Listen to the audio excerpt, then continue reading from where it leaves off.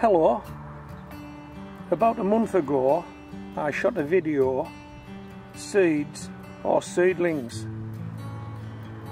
and in that video I transplanted some seedlings.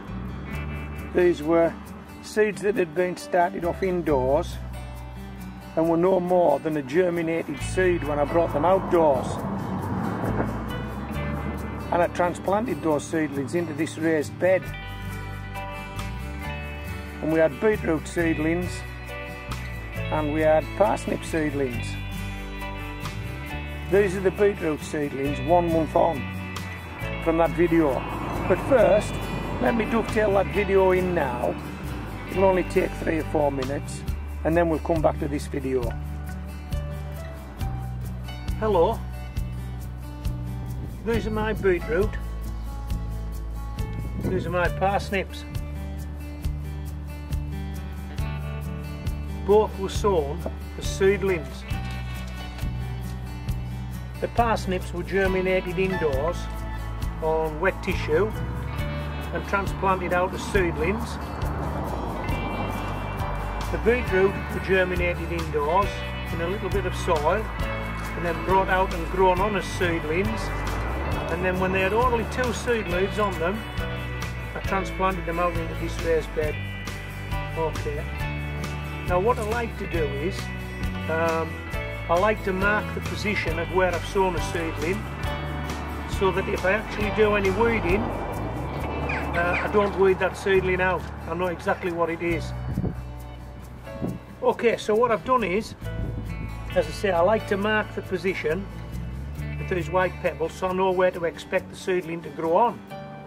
And with respect to the parsnips, I think I planted, let me just think now, I think I planted 19. We'll have to do a quick count. 1, 2, 3, 4, 5, 6, 7, 8, 9, 10, 11, 12, 13, 14, 15, 16. I think I planted 19 and I've got 16. So we're happy with that. These won't need any thinning. I think I've planted them at 3-inch centres. It should be bigger, but I'll take the every other one as a smaller parsnip. These guys, because I had so many, because the germination was so good, I think I planted these at a couple of inches. I can't just recall now. I think they should have been planted at 4 and I planted them at 2 because they had so many seedlings, with a view to taking every other one as a small beetroot.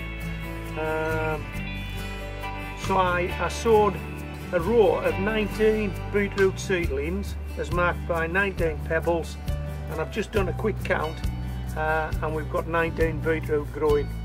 Now there are 2 rows here and I suspect there are another 19 or so beetroot growing back here. So I'm really pleased with those. So if you're deciding whether you want to sow seed or whether you want to sow seedlings, this is what I've done this year. These are the beetroot seedlings growing on. As you can see, they're looking quite good. And this is the parsnip seedlings, and they've all got away except about 3, I think. So we're happy with that. Now had I planted seeds, no doubt I would have had to plant a lot more than what I've planted. They would have been later because they wouldn't have germinated as quickly as germinated indoors where it was a bit warmer. Had I sowed the seeds outdoors, it would have took them longer to germinate, and then I would have to thin them all out because there would be far too many in a row. As you know, beetroot growing clusters, you know, there's how many did I say there was there? 17. There'd have probably been 37 there had I planted beetroot seeds, and quite a lot of those would have had to been thinned out early doors. I've got nothing from them, just wasted. But anyway, the choice is yours. This is how I prefer to do it. Start the seeds off indoors, bring them out as very small seedlings, plant them up, mark them so I know where they are, and clearly at some stage I'll just take these pebbles off the bed and these guys will grow on.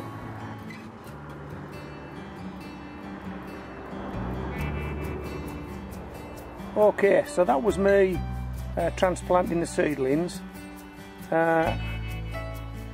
you can remember the white pebbles. There were white pebbles to mark the seedlings. I actually counted the seedlings. I knew how many I'd put in.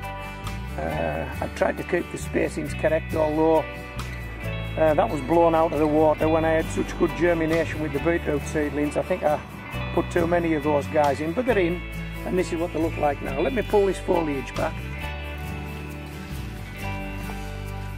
Can you see those? I'm not too sure whether you can. But some of these guys now are getting golf ball size, and we'll probably take a few of these now and leave a bit more room for the rest of these beetroot to grow on. This beetroot is a beetroot called Perfect 3. Okay, now I'll just adjust the camera and we'll get a closer look at these parsnips.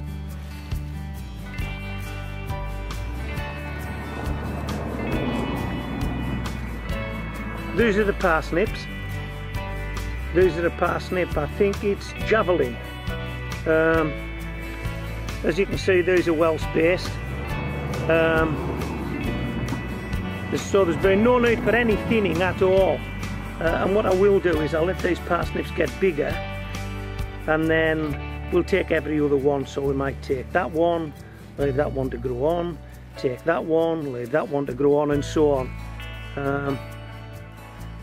But there is a neat trick to parsnips, growing parsnips in a raised bed, and I've covered that on a previous video, and that video was called HGV, How to Grow Parsnips from Start to Finish. I'll put a link on in the text below this video if you want to watch that, but it is a real good tip for growing long straight parsnips. It's not featured in this video, but it is featured in that video, so if you watch that video you'll see parsnips being harvested and you'll see that it actually works. Okay, so I hope you've enjoyed this video. This is Homegrown Veg signing out.